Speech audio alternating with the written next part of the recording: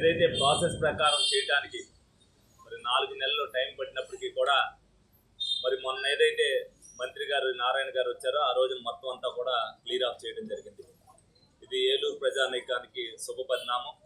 ఏదైతే లోగడ 72 మంది కొనుక్కున్నారో వాళ్ళందరికీ కూడా ఇమ్మీడియట్గా రిజిస్ట్రేషన్ చేయడానికి అన్ని ఏర్పాట్లు కూడా చేయడం జరిగింది.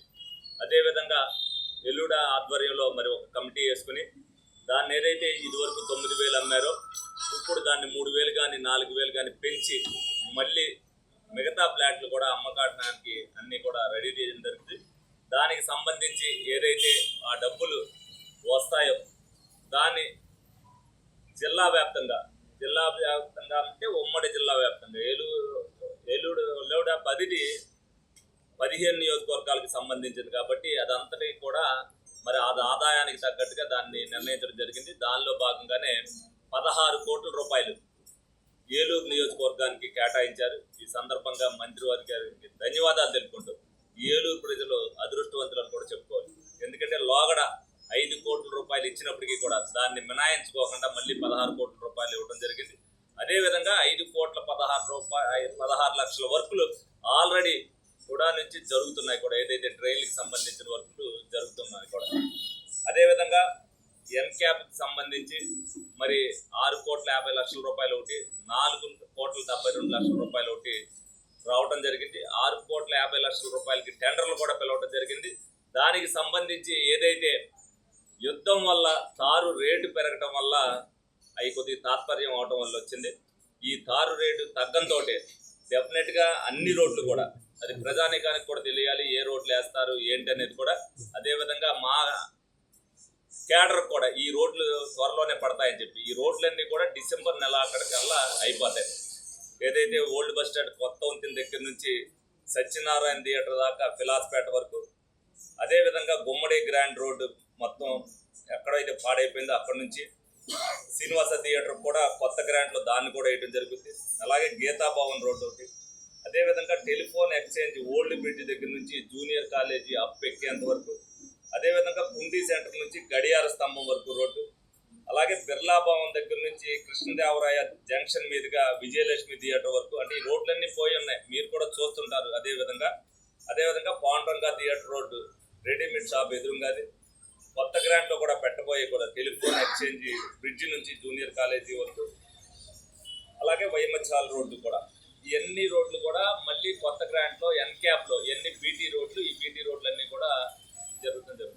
అదేవిధంగా 3,95,00,000కి ఏదైతే 15th ఫైనాన్స్ ఉన్నాయో అదే రోజు సాయంత్రం లోపు శాంక్షనింగ్ ఆర్డర్ మీకు ఇచ్చేస్తాను, మీ పీరియడ్ అయ్యేలోపు చేసుకోమని చెప్పడం జరిగింది. అదేవిధంగా సాయంత్రం 5 కూడా ఆర్డర్ తీసుకొచ్చి మున్సిపాలిటీ కమిషనర్ గారికి కూడా ఆన్లైన్లో అది అందించడం జరిగింది. ఈ సందర్భంగా గౌరవ ముఖ్యమంత్రి గారు కానీ నారాయణ గారు కానీ మేమందరం కూడా ఏలూరు ప్రజానీకం తరఫున ధన్యవాదాలు తెలుపుకుంటూ, ఏలూరులో అభివృద్ధి అనేది ఒక యజ్ఞంలా జరుగుతుంది అనేది ప్రజలందరూ కూడా గమనించాలి.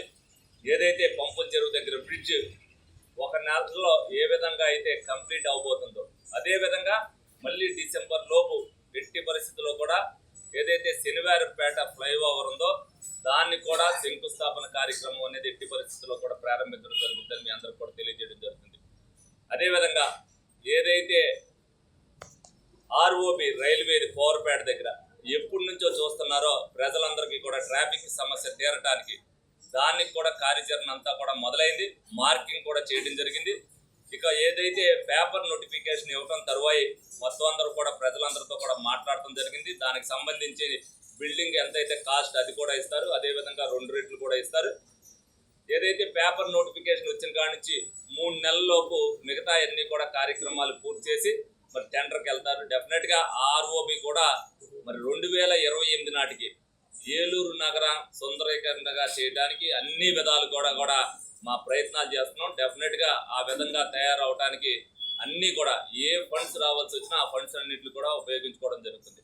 అదేవిధంగా ఇంకొక ముఖ్య విషయం ఏంటంటే ఏలూరు సంబంధించి ఏదైతే మిడిల్ అప్పర్ క్లాస్ ఏరియాలు ఉన్నాయో ఆ రెండింటిలో కూడా ట్రైన్ అనేది ఎక్కడ లేకుండా ఉండకోకుండా ఉండాలనే ఉద్దేశంతో 109 కోట్ల రూపాయలతో ఏదైతే సెంట్రల్ గవర్నమెంట్ 25% ఇస్తుంది, మిగతాది మున్సిపాలిటీ ద్వారా లోన్కి వెళ్ళి 109 కోట్ల రూపాయలతో ట్రైన్లన్నీ కూడా ఏదైతే డిసెంబర్ నుంచి మొదలుపెట్టి 6 నెలల్లో అది కూడా కంప్లీట్ చేయడం జరుగుతుంది. మరి ఇవన్నీ కూడా ఏలూరు అభివృద్ధి కోసం ఒక యజ్ఞంలాగా మేము కూడా ఏది వచ్చినా సరే వదలుకోకుండా మా క్యాడర్ అవ్వచ్చు, మేము అవ్వచ్చు, అందరూ కూడా మేయర్ గారు అవ్వచ్చు, కమిషనర్ గారు అవ్వచ్చు, ప్రతి ఒక్కరు కూడా దీన్ని ఏది వచ్చినా సరే అందరి ఆలోచనతో అడుగు వేసుకుంటూ వెళ్తాం జరుగుతుంది. ఏదైతే అడ్మినిస్ట్రేషన్ మరి కింద క్యాడర్ అందరూ కూడా క్లస్టర్ వైజ్గా ఏ విధంగా కూడా ప్రజలకు ఇబ్బంది లేకుండా ప్రజలకు అందుబాటులో ఉంటూ సంక్షేమ కార్యక్రమాలు చేస్తున్నారో, అభివృద్ధి విషయంలో ఆఫీసుల చుట్టూ తిరుగుతూ ఇన్ని కోట్ల రూపాయలు ఏలూరు ప్రజానికానికి గ్రాంట్ తేవడం జరిగింది. 2028లో మీరు చూసుకోండి, 24లో ఏ విధంగా ఉంది, 25లో ఏ విధంగా ఉంది, 26లో ఏ విధంగా ఉంది, 27లో ఏ విధంగా ఉంది, 28లో ఏ విధంగా ఉంది. అన్నీ 100% ఇవన్నీ కూడా కంప్లీట్ అవుతాయి. అదేవిధంగా ఎక్కడికి వెళ్ళినా సరే విలీన గ్రామాలందరూ కూడా మంచినీళ్ళు అడుగుతున్నారు. 148 కోట్ల రూపాయలతో ప్రతి ఒక్కరికి కూడా 2027 డిసెంబర్ నాటికి ప్రతి ఇంటికి కూడా గోదావరి నీళ్లు అందించడం జరుగుతుందని ఈ సందర్భంగా మీ అందరూ కూడా తెలియజేయడం జరుగుతుంది. ఇదంతా కూడా గర్వంగా తెలుగుదేశం పార్టీ నాయకులు కానీ తెలుగుదేశం పార్టీ కానీ ప్రజలకి గర్వంగా చెప్పుకోగలిగిన విషయం ఇది. సంక్షేమంతో పాటు ఎంత అభివృద్ధి జరుగుతుందంటే అది యొక్క తెలుగుదేశం పార్టీ హయాంలో అనేది ప్రజలందరూ కూడా గుర్తుంచుకోవాలి. కూటమికి మద్దతు ఇవ్వడం వల్ల ప్రజలు ఎంత ప్రశాంతంగా ఉన్నారు, ఎంత అభివృద్ధి చెందుతుంది, అభివృద్ధి చెందుతున్న తర్వాత మనం ఏ విధంగా నిలబడుతున్నాం అనేది ప్రజానీకం అంతా కూడా ఆలోచించాలని సందర్భంగా తెలియజేస్తుంది.